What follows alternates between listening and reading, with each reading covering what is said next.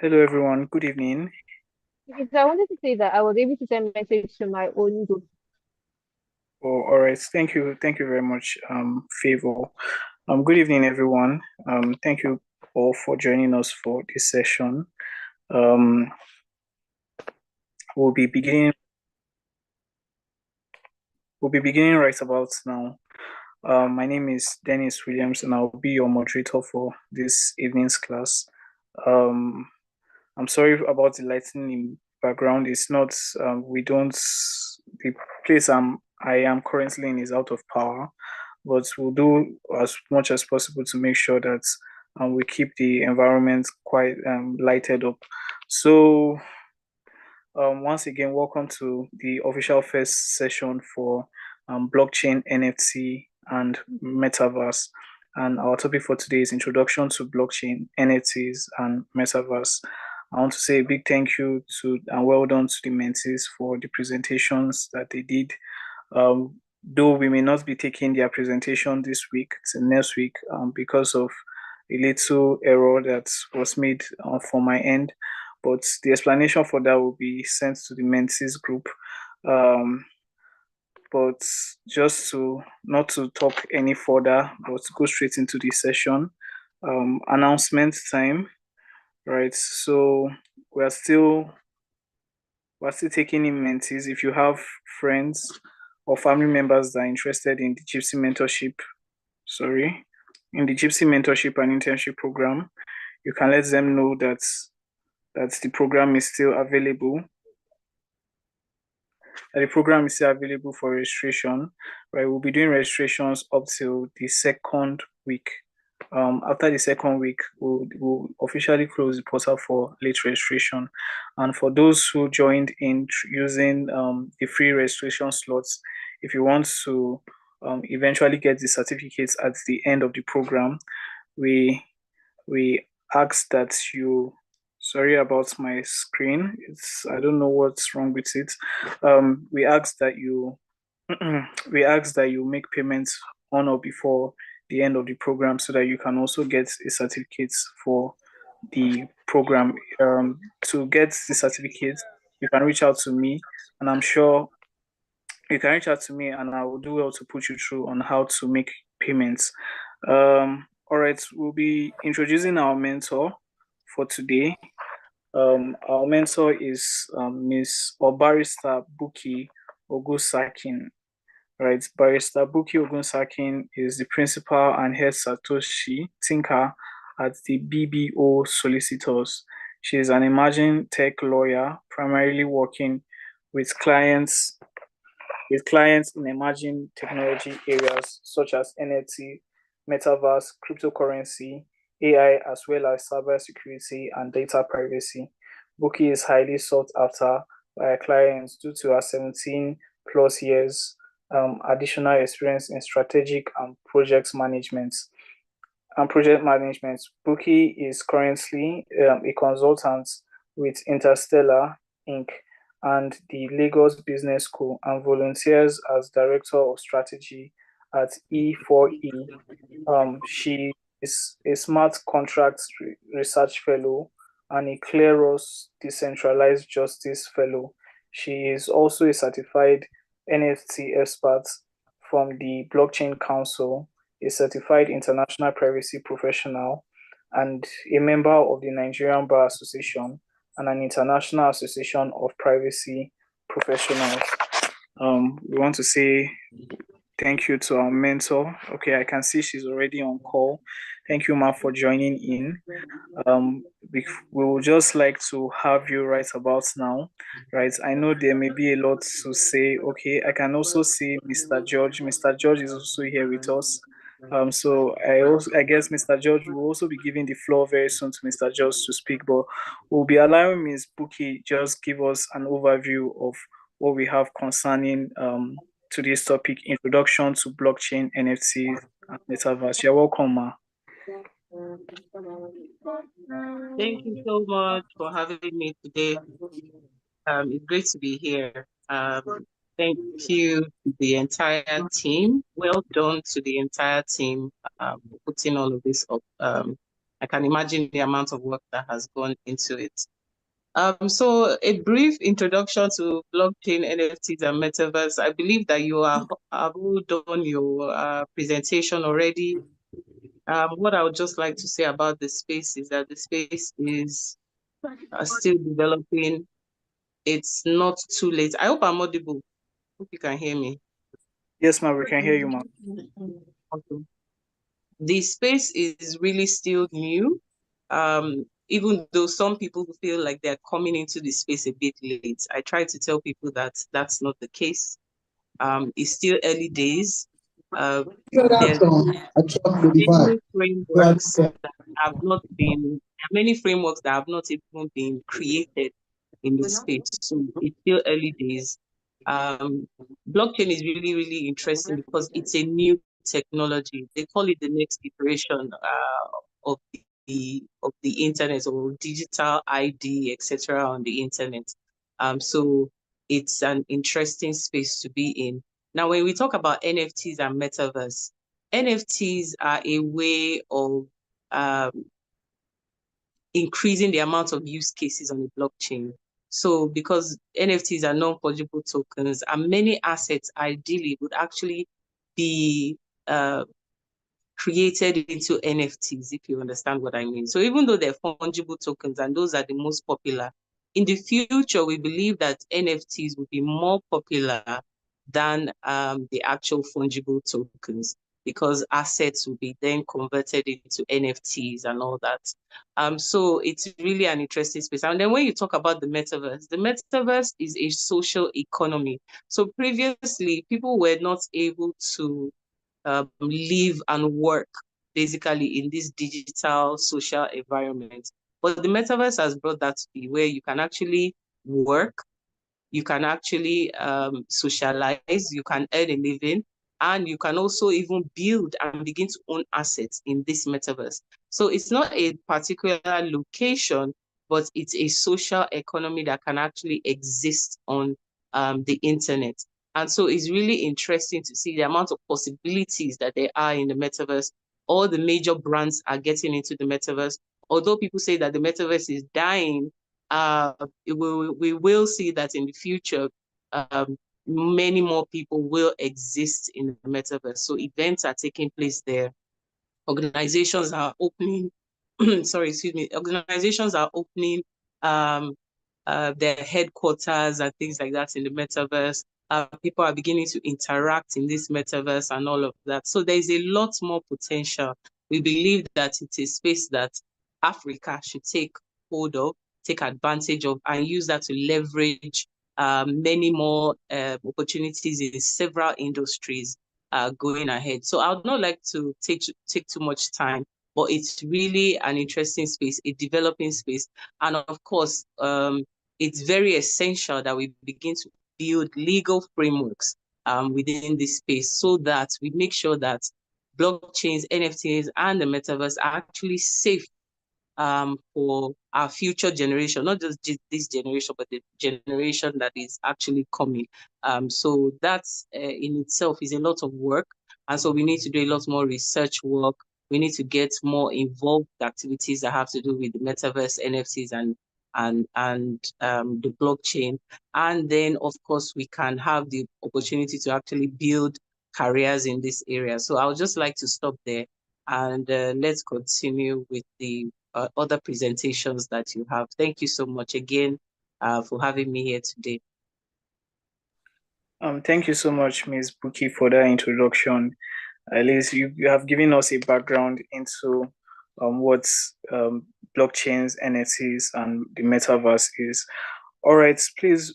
I think Mr. George is also on call, right? Mr. George is a fintech expert, and I'm sure he has a few things to also share with us as regards this topic that we have today. Mr. George, if you can, please, we would also like to hear from you on the introduction to blockchain, NFTs, and metaverse.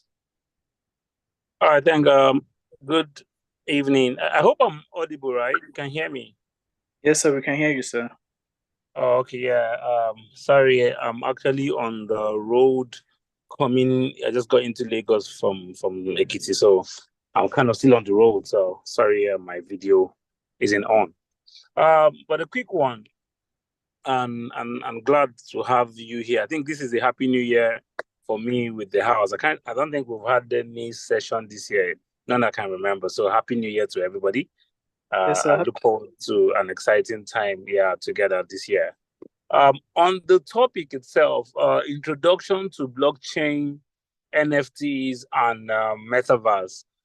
Without trying to be very technical, is to say that blockchain is basically the technology, right? It's the technology that enables us to be able to share data or interact with data in a decentralized manner, right? Without middlemen, right? So basically, the blockchain itself is the technology that enables that.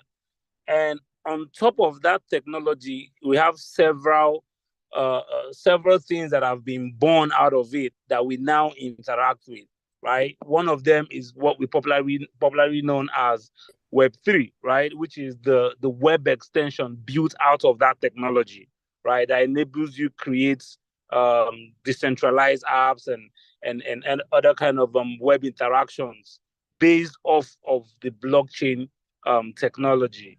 But today, one of the ones we're going to be looking at is the NFTs, right? The NFT is another phenomenon, or another concept that's also built out of the same blockchain technology, right? But a way for which you can actually interact with, uh, um, real life assets, right? That can be tokenized because they are non-fungible. I think the previous speaker talked about non-fungible tokens earlier.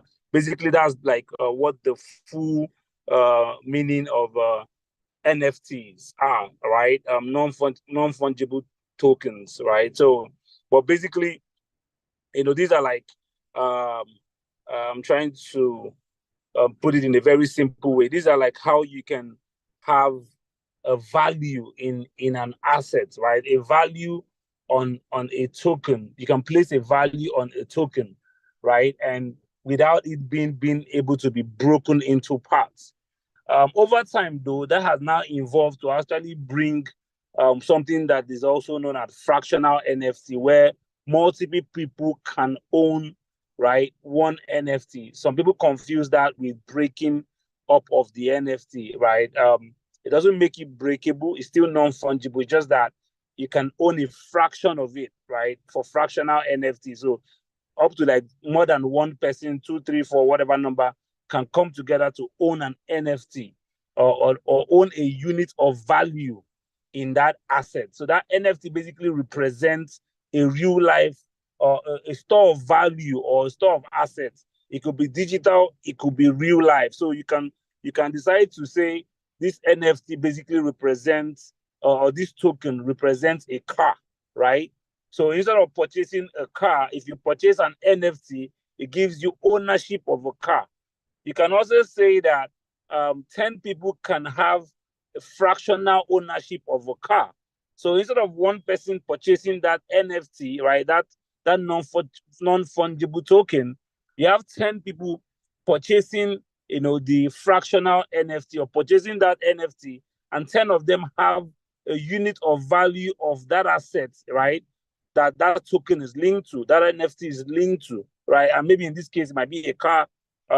Is heavily one of the use cases, recently have been in real estate, right? Where people try to sell kind of investment in houses, in real estate using NFT. So instead of you can't buy like a full house, right? And you want to be able to earn from when those houses start being used to rent or when they sell it after a while or a land, people convert these houses or this land into NFTs. And a number of us can buy one, fractional units of that NFT. What it means that each of us that have that NFT own a unit of the land or own a unit of the house that NFT represents. So basically, it's just a store of value, right? To which you are getting ownership by purchasing that token, right? The store of value for which it was created to represent, right? So basically, that's what NFTs are. If you come to the third concept you mentioned, which is the metaverse, metaverse is in a very plain language. It's more like a virtual world, for the lack of a better word, right? Kind of like a virtual world that tries to that is created still out of this same blockchain technology I talked about earlier, right? It was born still out of the blockchain technology, right? A kind of a virtual world that we've tried to link this virtual world to real life phenomena or real life things. So a virtual world that is not just a game, right? Because the concept of the metaverse has been linked to one of the first use cases, which is in video games, right?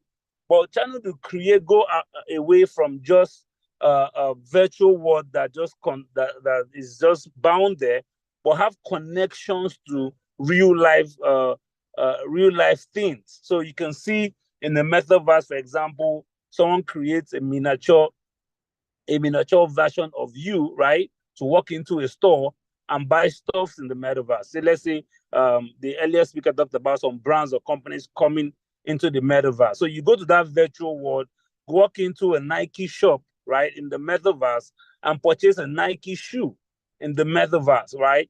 But with the purchase of a Nike shoe in the metaverse, you can get a real Nike shoe delivered to your house, right? So it kind of allows you to try the shoe in the metaverse, see what it will look like on you, have that whole effect. And when you're satisfied, you're paying for it.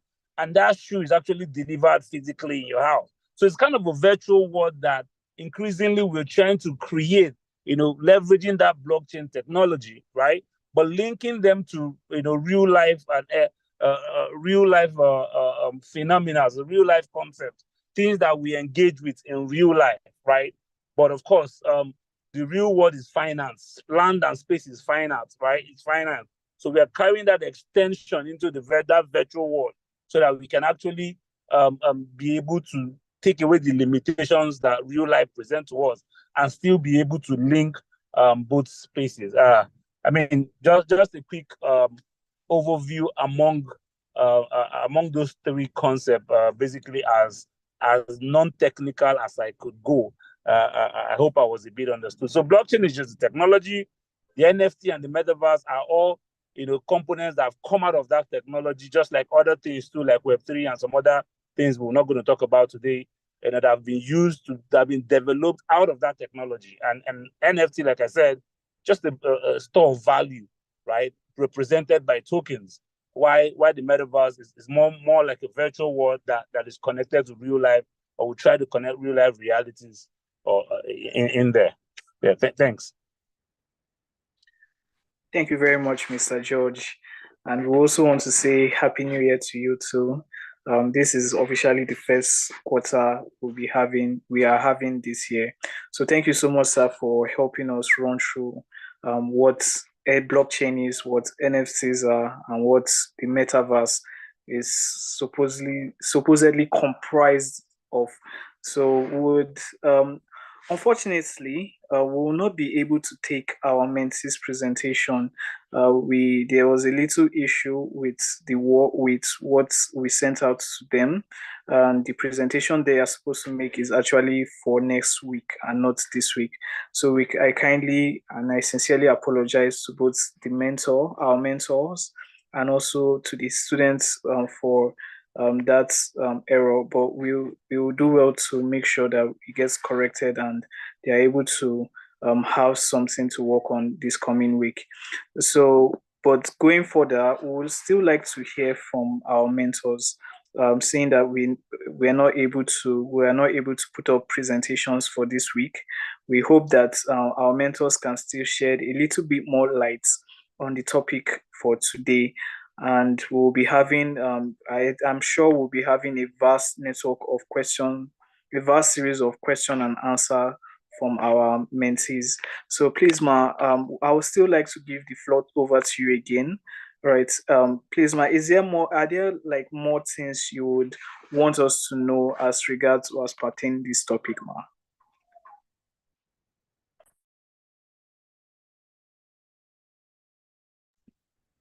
Yes, I think it will help if there are questions, because the space is so wide that it's a little cumbersome for me to just summarize the three different spaces and condensing it. But let me think. I don't know if there's any aspect.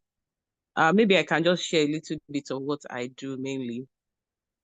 So within blockchain, I primarily work a lot in the financial tech space. So maybe fintech, but platforms that are on Web3. So I do a lot of work in that area. So we're seeing a lot of organizations that are trying to use the blockchain to create platforms. And this actually does, it cuts across, both abroad and both in Nigeria, also cuts across Africa as well. And then we know that there are peculiar challenges of using such systems on the blockchain. There's data privacy, because if you put information on the blockchain, it's actually permanent, it's immutable. So it's very difficult, almost impossible for you to be able to take it off. So we have to create systems and processes that for access control or for saving information on the blockchain. Then there's also the area of private blockchains versus public blockchains versus hybrid and consortium. We see a lot of that going on. Maybe, for instance, three banks coming together to create a blockchain platform that creates a fintech product. So that you see that you may have to use, it will be a consortium, and then you may have to use a hybrid system. So there are actually different, areas. When it comes to NFTs, we're seeing a lot of assets being converted into tokens. We're seeing phygital assets, phygital meaning they both have characteristics of, they have physical features and they have digital features. So we're seeing a lot of that. We're seeing use cases in several areas, EdTech, for instance, with certificates, converting your certificates into tokens. In the metaverse, that's another area. Again, we're seeing a lot of intellectual property work. We're seeing a lot of work, like, for instance, converting traditional property law into how do you own your assets in the metaverse? How do you keep your assets in the metaverse? How do you handle rental, of digital spaces? How do you handle agreements, for rental or properties in the metaverse, or for purchase of properties in the metaverse, considering now that they're virtual properties? So they are very different areas. So I think maybe I just wanted to share that, and then maybe if people have questions, later on we can take some questions and then I can answer them. Thank you so much. Thank you very much, Ma, for still adding to what you had earlier said, and we are really grateful. I'm sure the information is well met by our mentees. They were able to pick a few things from everything that you have said. Mr. George, if you're still with us, we also like to kindly ask if you still, if there's any other thing you would like to add extra on top on what you had already previously said, while we prepare for questions from our mentees, sir.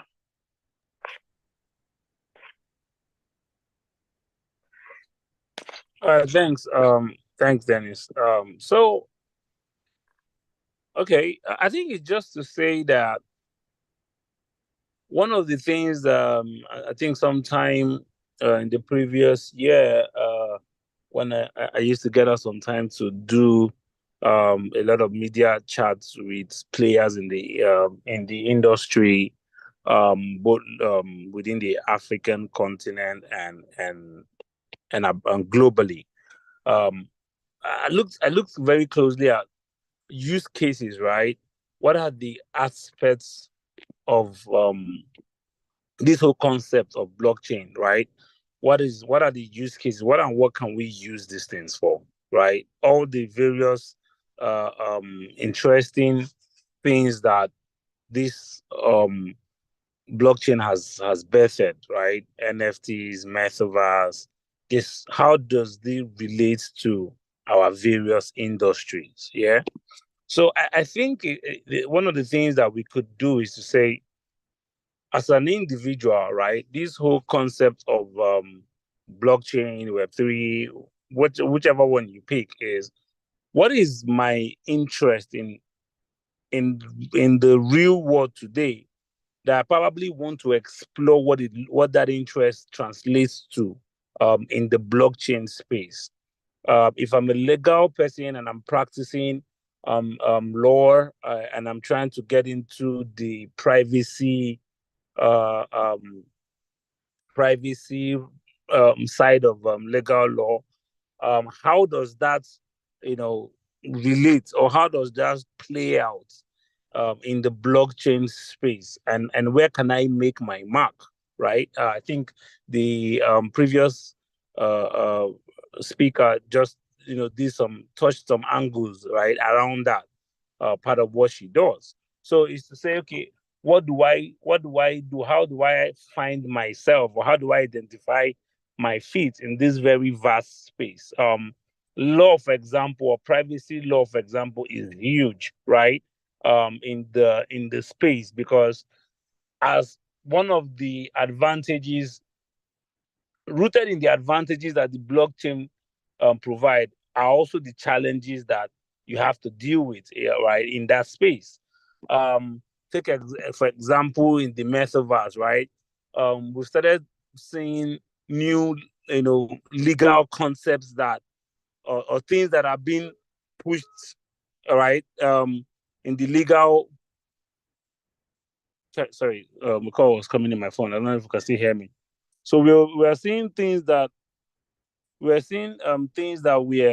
uh, previously not existent, that are now being stretched, right, in the legal parlance, that are now being pushed. The boundaries of privacy is being pushed in the metaverse.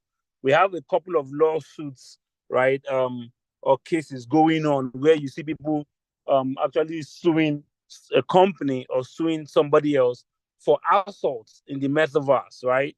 Uh, uh, where, because you created an avatar of yourself, right? You created an avatar of yourself, and then probably you are in a public forum in the metaverse, right? In a public place in the metaverse, and then somebody else's own avatar, right? So what we call avatar is more like, what's the easiest way I can describe it? You know how you see characters in games, right? If you're playing a game, how you see characters, how you see characters in games, right? So kind of a fun digital representation of yourself. So you create your avatar, you are inside a public space in the metaverse, and then somebody else avatar, right? These are like digital things in the same space with you. Maybe you go and, accost or meet somebody, within that same space without the person's consent, right? People are suing people in real life for harassment, for what happened between their avatars in the metaverse. We have situations where, sorry, we have situations where, right, different legal things are now being stretched, into the metaverse. So there's a lot of room for even intellectual property, right? What really does intellectual property represent in the metaverse? Same with NFTs, or non-fungible tokens, right? How do I differentiate the fact that the NFT is supposed to be unique, right? It's supposed to be only me that owns the value of the NFT.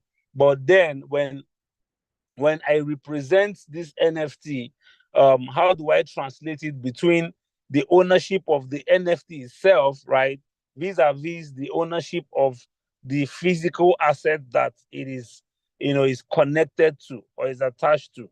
So there's a lot of room, or a lot of things happening in the legal space, in that area. So it's just for us to say, look, this is a very vast space.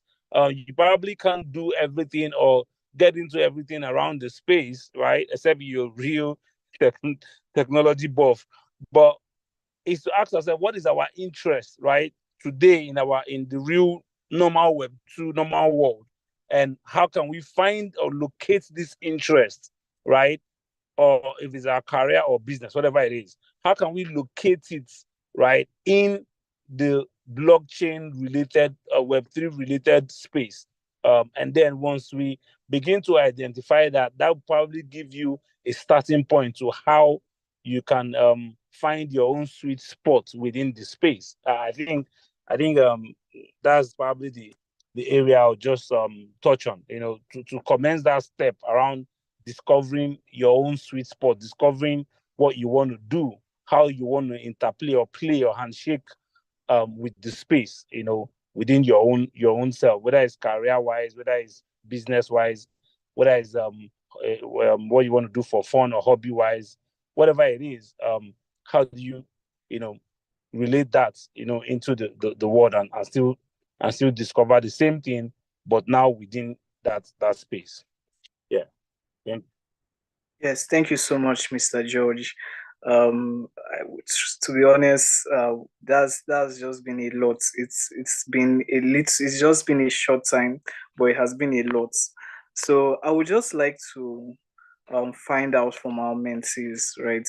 Um, I want us to really make this session very interactive. I'm sure our mentors have a lot to share, right? But because of the probably how vast in itself the topic and the scope for blockchains, NFTs, and metaverse is, right? They may not necessarily be able to touch everything, except we now ask questions in particular directions that okay they can now give answers to. So please, I would like our mentees that are here on call, right? I don't know if they have questions, but I personally have my own. I have certain questions I would also like to ask our mentors. Well, I would like to give the floor to our mentees, right? Please, if you have a question that you would like to ask, please, you are free to do so. You can send in the question into the chat box. You can raise your hand and we'll take your question just about now. So please, do we have mentees who have questions? Right, I can see a few people here. Right, so if you have any question, go ahead and ask. All right, we'll just give a little time for our mentees to respond. Please, are there questions from our mentees? Introduction to blockchain, NFTs, and metaverse. What are your thoughts? What are your perceptions? What are the misconceptions you have about blockchains, NFTs, and metaverse? This is your chance to ask our mentees. I'm sure you came to learn. I'm sure you came to also have to also engage in an interesting section. So please go ahead and ask questions.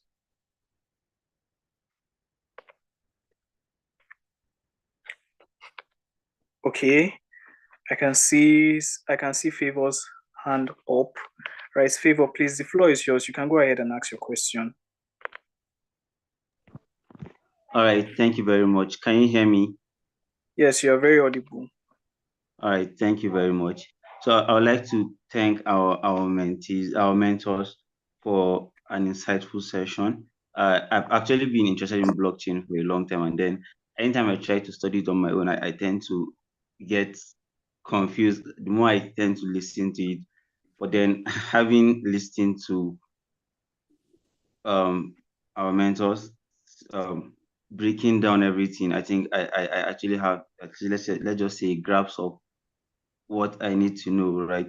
So my question is, what are there courses that we can take or platforms we can take if we want to expand our knowledge in those areas relating to blockchain, and also what are other places that it can be applicable? I know I attended a webinar and then they were talking about how blockchain can be applied in the maritime space regarding, I think, shipping or thereabout. So I wanted to ask you, okay, so what are the platforms that we can do to take courses that will broaden our horizons regarding blockchain and metaverse and the likes? And then also, what are other ways that those things can be applicable in a more practical space, especially as related to lawyers and as young lawyers and students that are trying to find their way? So what is out there for us what are the resources out there that we can leverage on. I think this platform is actually a very good resource center actually, because we are able to have the smartest mind to come and speak to us. So are there other platforms that we can learn so that we can have basics of blockchain, and so that we can build knowledge and expertise on that? So that's just my question for now. Thank Okay, you very much. let me start on that one. For learning in blockchain, I usually ask people to start from certain organizations. So some organizations have academies where you can go and learn about blockchain technology. Binance has an academy. So if you Google Binance Academy, well, right now, with all the blocking of the platforms, I don't know. But for those that have VPN or have other accesses, you can go to Binance Academy. They have a lot of information on there. I believe as at last time I checked, it was about 280 articles or so, write-ups on different aspects of the blockchain. So you can actually do that. Also, YouTube is another wonderful resource. You can type in blockchain NFTs and the metaverse. Several materials on there, webinars that you can watch, classes, courses, all sorts of things. Those that don't, really want to use as much data on YouTube, you can actually do courses, real courses. So there's Coursera, there's Udemy, there's Allison. Many of them offer free courses. I mean, unless you now, well, for some, they do promos. For some, they will allow maybe the first or second course to be free with a certificate. And then maybe after that, you can still do the course for free. But then if you want the certificate, you would need to pay for it. But um, some of the options are actually free. So you can actually check a lot of those educative websites, like I mentioned, and they will have all manner of courses, blockchain 101. They will take you right from the basics, and then even with NFTs and the metaverse as well, several different courses that you can do. LinkedIn is another wonderful resource. If you are wanting to be in Web3, you have to be on LinkedIn. You have to be active on LinkedIn. There's a lot of people that post courses that they're having, sessions that they're having, webinars, all sorts of events like that, that you can actually access via LinkedIn. You can follow different tags. So you should be following blockchain tag, you should be following NFT tag, you should be following metaverse tags, metaverse events, NFT events, blockchain events, or metaverse webinar, NFT webinar, blockchain webinar, all those kind of things you should. Hello, can you hear me? Okay, I thought so. So all those things you should be following on LinkedIn. You will be an extremely busy person if you are doing all of that. Even on Google, you can actually follow tags on Google. So anything that has to do with news and information that is coming up on blockchain, NFTs, and the metaverse, you will get it in your inbox. I mean, you will not, trust me when I say you will not have enough time to follow up the materials and read up with the materials, because many things are happening in this space are happening at light speed. But at least you will start on that journey, and then you can construct the journey in a very, you can write out what you'd like. When you write out your plan and your outline, it actually does help. So that you don't get sidetracked. And just like I said, the space is very wide, so you would need to monitor your activities or outline your activities so that you don't get dismayed during the entire process of learning. So that's just some of the materials that are out there. There's so many others. Get a mentor within the space that can guide you, that can point you in the right direction. You can ask questions anytime. You guys are already on the right track because you are part of this program. So that's part of it, getting involved in programs like this, volunteering with organizations that are in the Web3 space. And then you find that within a very short time, I mean, just give yourself 6 months, you would be in a very, very comfortable place with knowledge in blockchain, NFTs, and the metaverse. So that's just some of my contribution. Thank you. And thank you so much, Ma, for helping out with that contribution. All right, please, do we still have questions? I'm sure there are questions, there are other questions. Our mentees, please come on, let's ask questions. I'm sure our mentors are ready and they are eager to answer your questions. They want to engage you. So please be ready to also engage them. So, but while we are waiting for questions, I think I would like to also start putting out my own questions. Primarily, considering the blockchain, NFT, and metaverse space, there seem to be a form of, how will I put it now, a kind of disparity between generations. There seem to be a younger generation that is likely more interested in blockchains, NFTs, and metaverse. And then there's seemingly an older generation that doesn't care less if this kind of platforms. And we know that the way the world is progressing sufficiently over time, right?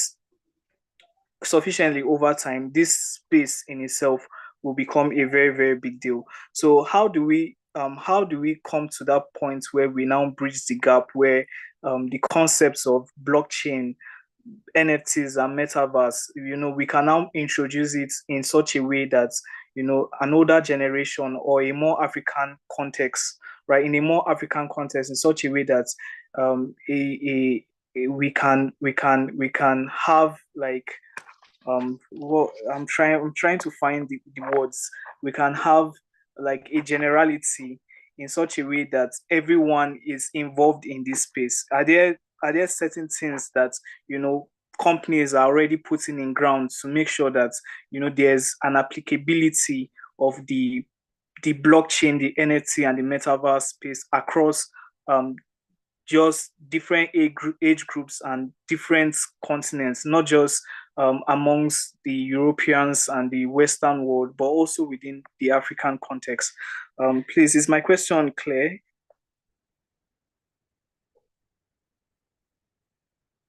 Mr. Yes, Okay, Mr. your question. I thought George would want to take that. Okay, Mr. George. We can also have Mr. George contribute, after you've made your contributions. Okay. So let me address that. You are right. A lot more young people, millennials and the Gen Zs and the like, are the ones interested in the space. Why? Because they're the digital generation. They're the ones more familiar with I won't say internet, with digital media and a lot more of technology. But you will be surprised to know that there are lots of older people actually in the space. I mean, I attended an event and one of the speakers that was on the panel with me I believe she's about 27 or so. And when asked about how she got into the Web3 space, what she said was that her 70-year-old father was the one that introduced her into the space, which was mind-blowing for me because I felt that was the first time I was hearing that. And so she said he's an engineer. He discovered blockchain technology along the line and then, just went down the rabbit hole, just like opening one door and you see like 11 doors. But that's what we say about the Web3 space. So there are lots of older people actually in the space. But I understand what you mean that generally, most of the people in the space are younger folk. It's all about education and awareness. That's what will bring a lot more older people into the space. A lot more older people are set in their ways. They don't understand, for instance, how can you be talking to me about buying land in the metaverse? They don't grasp that.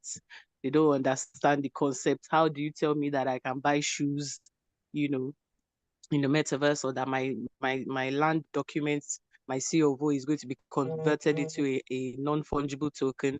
So some of them don't really understand that. So a lot of it has to do with education and awareness.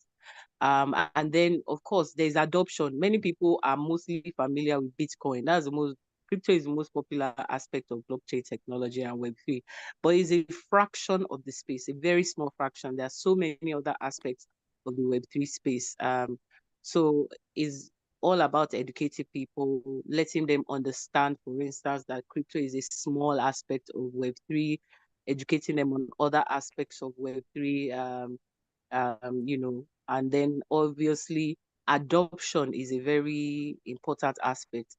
When people adopt a system more and they're more involved in that system and it becomes more popular, that's when a lot more older people, I think, will get on the bandwagon of blockchain technology. And how do we get there? I believe that a lot of the systems are being built back-end. For instance, let me give an example. In the future, we will no longer have what we call bank accounts. What we will have is wallets. So right now, a lot of people are familiar with bank accounts. A lot of the older people are familiar with bank accounts. But in the future, right now, a lot of the banks are building the back end to be based on blockchain technology. And as it becomes more acceptable, they will begin to roll out, what we call wallets. Even though it has been on the back end for a long time, it will then become front end eventually. Also in Africa, we have a lot of restrictive aspects. For instance, technology is restricted in a lot of villages, and rural areas. We don't really have that many people, even on cell phones yet, talk less of getting into blockchain technology. So these are some of the things that we also need to work on in our country, in our ecosystem, to make sure that many more people have access to the internet and have access to Web3. And I think with all that education and building infrastructure, and increasing our awareness, and increasing adoption, all of this will come closer to the older generation as we know them, and they'll become more comfortable with using the technology. So that's just my contribution. Thank you. All right, thank you so much, Ma, for helping us out with that. Mr. George, do you also have anything to share on that particular question, sir? Well, she has practically said it all. But I mean, it's a natural phenomenon for the most part, right? Where younger people are more inquisitive, right? Younger people are more curious. So naturally they tend to want to check out newer things. As you get older, the propensity of your curiosity or how you move to change reduces. So generally, right? That naturally gives that fact. Younger people are a lot more savvy, right? Especially increasingly, the younger generations are more of the digital generation, right? A lot of our kids today probably never imagined, will be wondering how in the world was there a time where there were no phones, right? I'm sure probably if you be telling your kid that there was a time where there was nothing like a telephone, right? Or there was nothing like internet. When you are going somewhere, there's no way for you to call somebody until you get to the place, only through letters. It will be a struggle for them to imagine, that there was a time like that. So it's a digital generation that we have when you look at our younger generation. So naturally, they have that savviness more. They have that tendency to want to explore new things. So you always have you always find the younger generation a bit more right into trying to understand what this whole concept is, right? So I think that drives it naturally.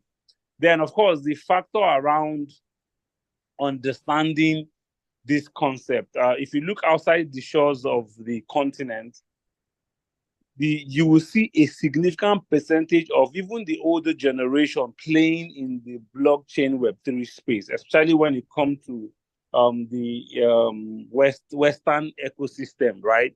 In the Western world, you see a lot of older folks, playing in that space. And so if you look at our own continent, you will see less of the oldest folks, and that is because they struggle to understand what this is, right?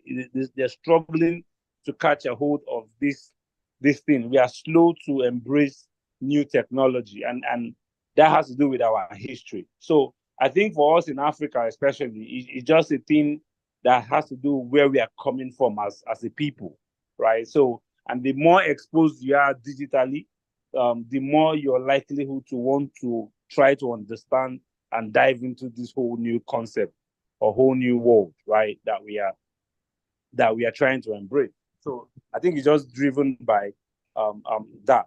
Yeah. What you can apply it to on your comment around where or how you can apply it. So I think I tried to touch base on that earlier to say, look, whatever it is that you think of today in Web 2, right? There's almost a way you can apply it in Web 3 within that ecosystem, right? Whatever industry. So it's just about you thinking about which industry do you want to think about. Then you would see ways to which blockchain applies to that industry. Google is your friend. YouTube is your friend. Like the speaker said earlier. With those two resources, probably the best thing since sliced bread, like they will say. With Google in your pocket, there's just nothing you cannot unlock, right? When it comes to information on this space, you want to find out how blockchain applies to your own space or or your own sector of interest. Ask Google, right? You will see a lot of use cases, a lot of examples, a lot of companies, a lot of people doing things within that space that you're asking it using blockchain. So any area of knowledge gap that you have, right? Even though of course, this class is also a veritable forum where you can interact, with mentors that can now go further and break it down. But your first line of even trying to get a bit of understanding, you have a free tool you can use, right? Once you just go to Google, you will see, or YouTube, you see a lot of free resource. And of course, if you want to spend some additional money, like the earlier speaker said, you can now go to learning platforms like Udemy, Coursera, and co. and see paid courses where you get like a lot more advanced knowledge. But if it's for a beginner's level kind of knowledge, you don't need to spend any money at all. Just dive away, right, in the ocean of YouTube, of course, and in the desert of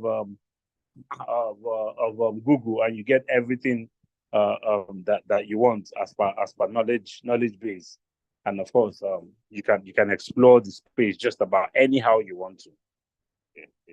Thank you. Thank you so much, Mr. George. We are truly grateful to our mentors for helping us out with that question. Please, are there more questions from our mentees? I'm still in the mood. I still have a few questions I would like to ask. I noticed sometime 2 years ago there was a lot of interest. There still is a lot of interest on NFTs. People were buying tokens in no small ways, but all of a sudden it seems like some of the tokens that they bought, right, tend to had lost some form of value over time. So my question is, how does the valuation for how does the valuation look like for non-fundable tokens? What is the measure for value for them? How are they valued?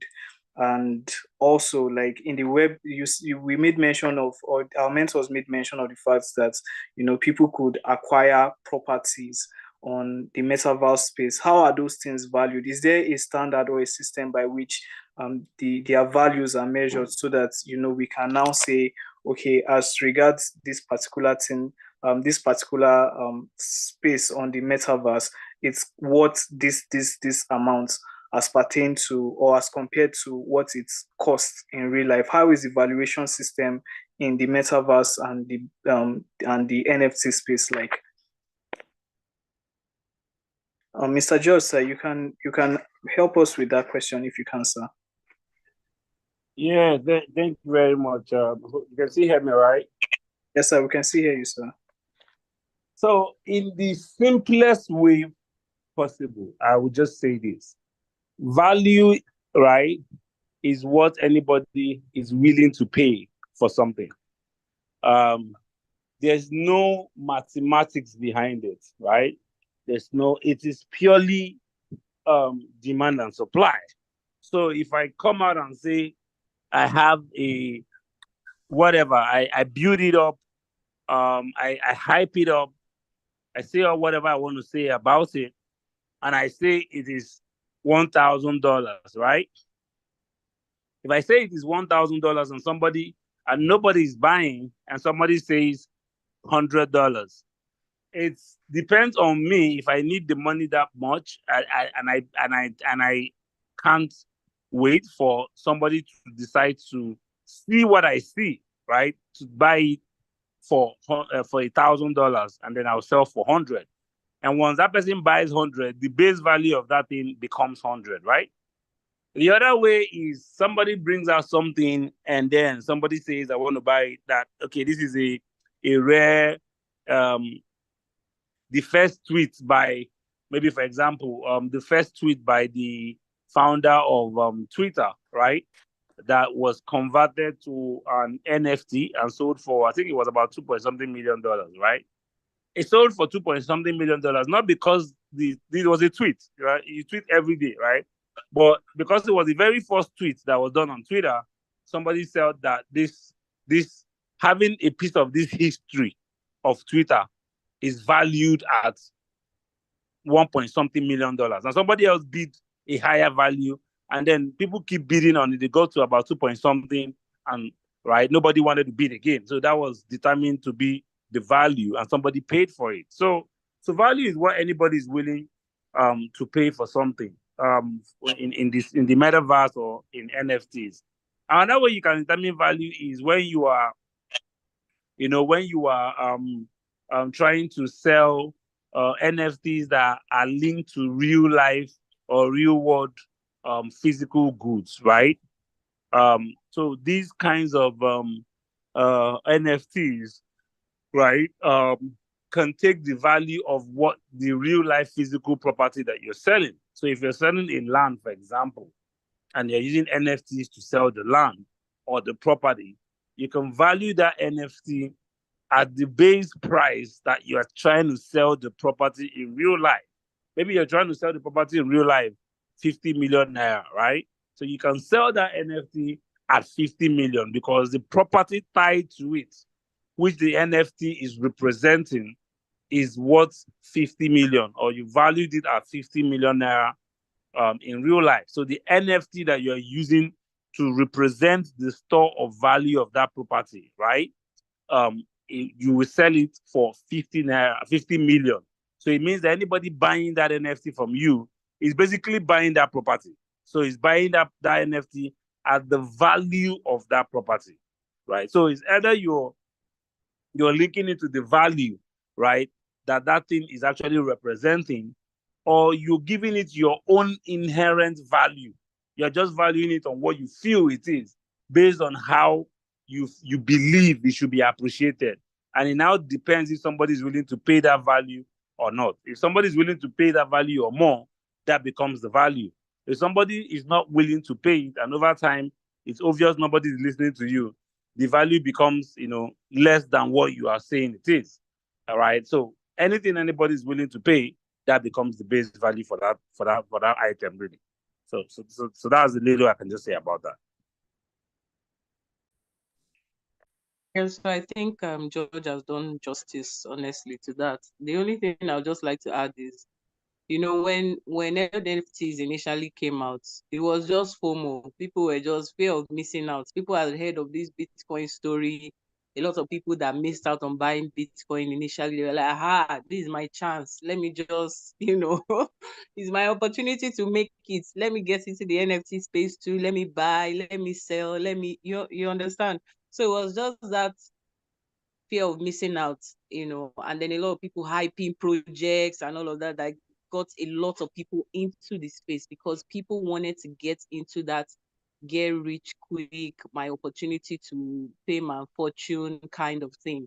But then it quickly dawned on a lot of people that it was mostly a lot of projects being hyped, because when you now looked behind the NFTs, a lot of people discovered that there was no proper structure of the projects. Maybe there wasn't a proper organization, proper governance structure, of the organization.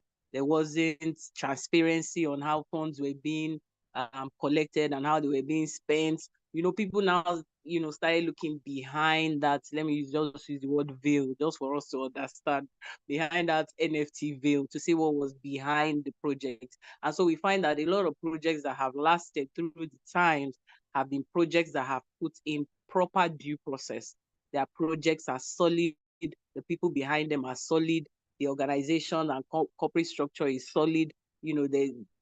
All the mechanisms that they need to put in there are there. So those are the projects that we have seen succeed. And not just that, for the digital space, there's a lot of risk in the digital space as well. There's cyber security, people were hacking some certain systems, people were stealing NFTs, people were stealing data behind the NFTs and all of that. So there's cyber security measures that need to be in place, even data privacy security measures as well, that need to be in place. So we find that those projects that took the time and effort to build proper structures are the ones that are still standing today. And, for the NFTs, we always say that for projects that are built properly, they have a proper legal roadmap, a proper compliance, even though the compliance is there are lots of gray areas. But those projects that have gone out of their way, to do that are the ones that are now standing today. But that doesn't discountenance the fact that the parameters being used initially are not still there. For instance, I know the way they value NFT depends on how rare it is. It depends on how liquid the project is. It depends on, the people behind the project. Some of those parameters still work, but in addition to those parameters, you now have to have that proper due process and structure behind the project so that it stands the test of time, not just hype or fad or FOMO that people are following. So I just wanted to add that. Thank you. Thank you so much, Mr. George and Ms. Buki, for answering that question. It was a little bit funny seeing the way the craze for people to get NFTs was at that time, and how a lot of people disconnected from that space. So thank you so much for helping us with that, with giving us clarity to some of what is behind the values for NFTs. So please, we are still taking questions, right? Our topic is introduction to blockchain, NFTs, and Metaverse. Do we still have mentees who have questions?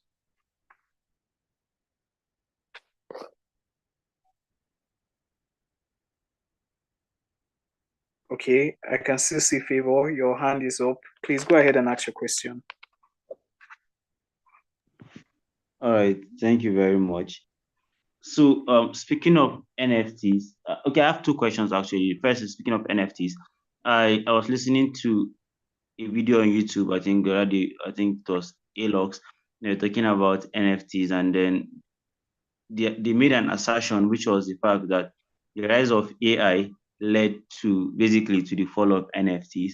Now, I wanted to get your opinion or perspective regarding that statement. How valid is it?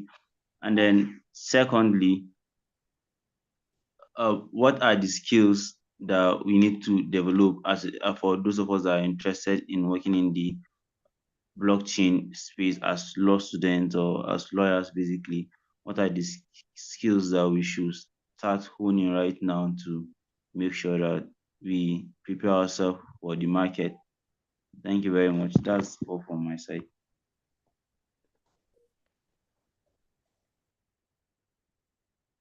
Yes. Okay. I think, can you just repeat AI validity? I didn't quick get that. I was on the call. If you can just quickly All right. repeat So that. I said I was watching a video and then they made this assertion that the rise of AI led to the fall of NFTs, basically. All right.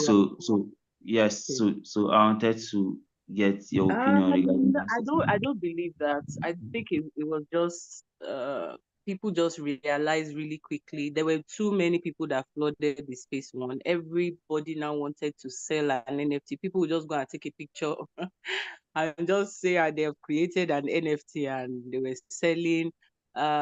Just like George alluded to earlier, it's demand and supply. once you now flood the market and supply is more than demand, what happens?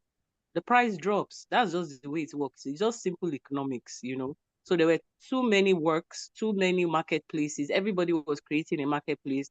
On the marketplace, they were releasing thousands of NFTs, and many of them, like I said, the projects didn't have proper structures. So the demand just simply just fizzled out, and that's what happened. But I wouldn't say that NFTs are completely dead, because what happened was the popular aspects, the JPEGs, or what do they call them? They say some call them JPEGs. The art collections and the collectibles market is the one that felt it the most. But when it comes to other use cases that we're talking about, when it comes to creation of tokens for land, tokens for certificates, tokens for even in the supply chain space, all of that is actually on the rise.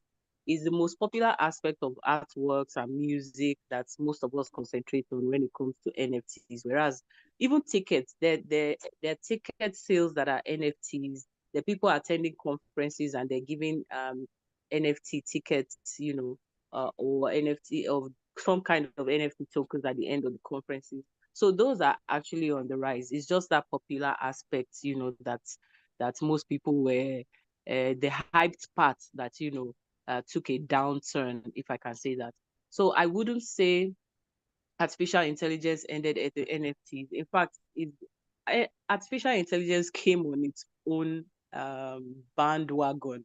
It came with its own advantages. Is completely different in its spectrum, and I believe that what people say now is that AI will enhance blockchain technology, and on the movement of technology is still continuing to move, because now we're moving towards quantum technology. So we're still trying to digest, you know, AI. Then we'll move to Gen AI, or AGI rather. We'll move to AGI, and then from AGI we'll move to quantum computing. So it's still a continuous process. And so I don't believe that there'll be an end to NFTs. There are a lot of new standards that are being created. AI will only enhance it. And then I think quantum computing and AGI will further enhance legal work and legal frameworks within the space. My only issue with all of this is that legal frameworks are not moving at the same pace. And definitely because of the characteristics of technology, we can't expect that legal frameworks will move at the same pace. But at least what we need to do is enhance legal research. Because if we enhance legal research, then we're now able to come up with legal frameworks that can move along with all of these technologies. And for people that are entering into the space, I would say don't just hop on every bandwagon that comes. You know, you just hear NFTs, you're there, then you hear like artificial intelligence and you're there. It's a collective. They're all together, which is the reason why we like to categorize everything under emerging technology, so that it's not like, and then you can pick your favorite areas that you focus on.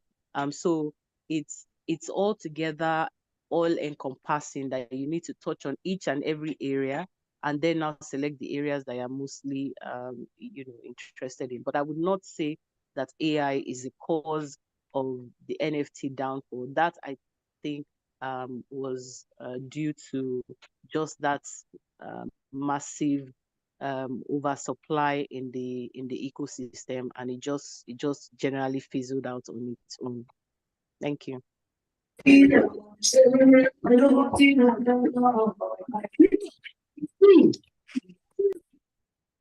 Okay, thank you very much, Ma, for helping us answer that question. I think he had a second part to the question, and I think I'll just direct it over to Mr. George. I think the second part of the question he asked was, as lawyers and people in the legal space, what are some of the skill sets we need to generate or we need to have entering into the blockchain space?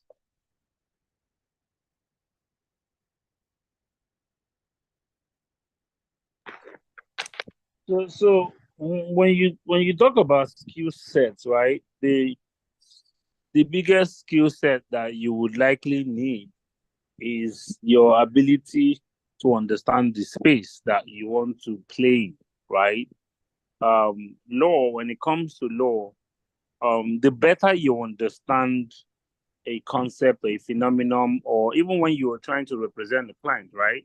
You ask a lot of questions to really understand all the context, right? And, you know, substances around the client and the issue at hand. So it's just the same natural phenomena. It's just to understand, being curious enough to understand, the space and the subsets of the space that you want to play. The truth is that the last the other speaker said something around why how it's difficult to for law, right, to catch up with um the the technology. The truth is that innovation, right, would always precede regulation because you can't regulate what is not in existence, right? Something has to come up in existence and be running, then you find that there's need to regulate it. So innovation would always be ahead of regulation. It will always continue to play catch up. So it's the same way that you as a lawyer, you need to be, playing catch up, always try to make sure that you're trying to keep up with, innovation, keep up with understanding the space. Once you understand the space, then you would know how to use your legal knowledge, right? Use your legal knowledge to work in the space. There you will now begin to find, are there new regulations or policies or compliance related guidelines that have been specifically introduced to kind of guide or regulate activities around this particular space that I'm playing in. Like recently, for example, say the central bank brought out some guidelines for people that want to play in the digital asset space, right? So it's just for you to just keep up to date in what is happening around the legal world, right?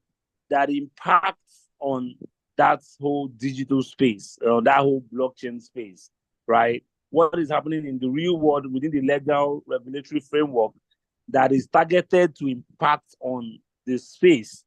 And then your understanding of that space will now help you understand how would this guideline or this policy affects the space so that you would know how you can advise your clients, right?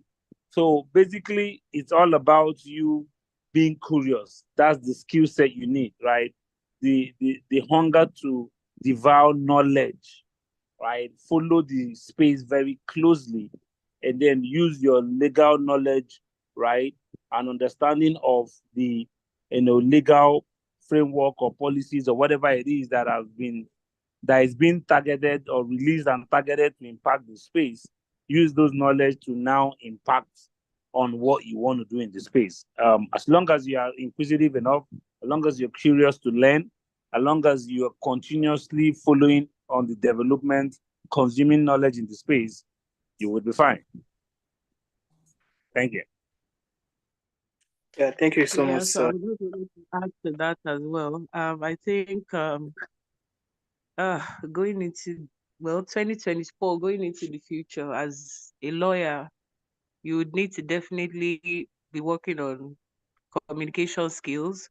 I mentioned parts of legal research. If you are a lawyer that is not good with legal research, you might struggle, especially, and not just legal research, you need to know how to use the new tools and techniques that are available, the softwares, that are out there, legal tech, a lot of lawyers now can't imagine life without it, like a law pavilion, for instance, whereas previously there was nothing like that. Using AI, many use ChatGPT Right now, there's Gemini. There's so many resources that you can use. You know, you need to be using those AI tools.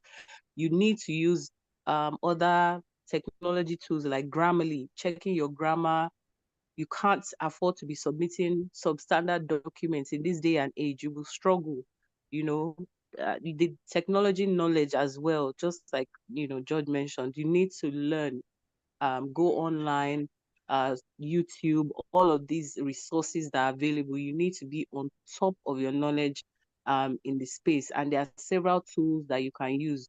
Another skill that I think is very important, you need to have digital media, social media skills. Social media skills, digital media skills, they are an addition for people right now, because if you are looking for a job, and it could be just the digital media skills that will separate you from a job.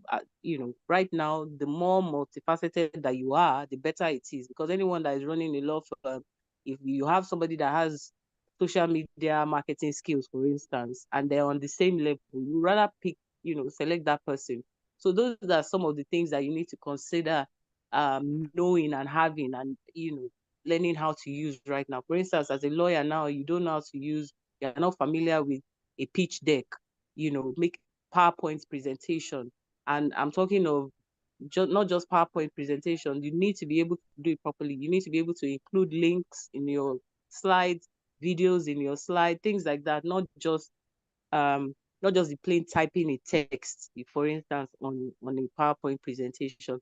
Those are some of the skills that you need going, ahead into the future, and making yourself just upskilling yourself generally, and making yourself more attractive in the career and job space and legal space generally. Thank you. Thank you so much, Ms. Buki. Favor, I'm sure Favor is very satisfied with the answer he got. So please, we're still taking questions. Do we still have more questions, or can we call it a night? Are there more questions? Okay, if there are no more questions, I don't know how the lighting in our different areas are, right? But I would like to kindly ask our mentees if they can to turn on their videos if they are in places where that has proper lighting, so that we can take a little time. I also like to ask our mentor if they can, our mentors if they can, to also help turn on their videos, so that we can just try as much as possible to take a quick picture. Okay.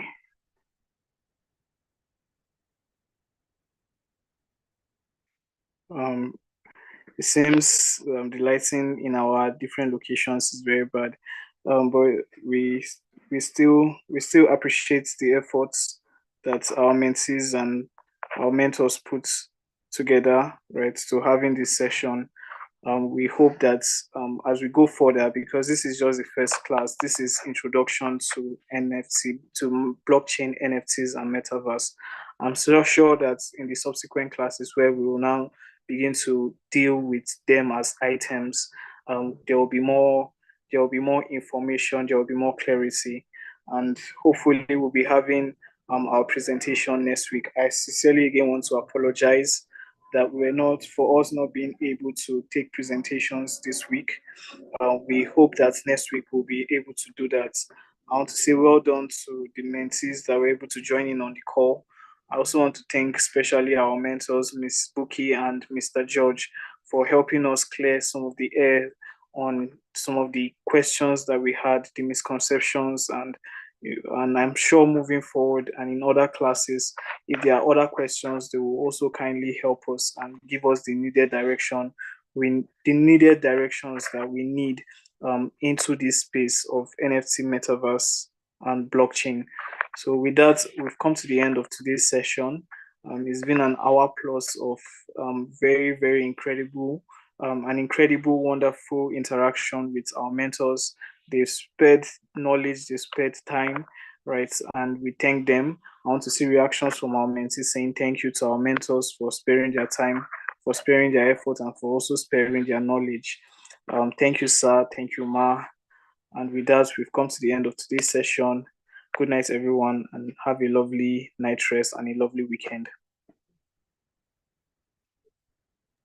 Thank you.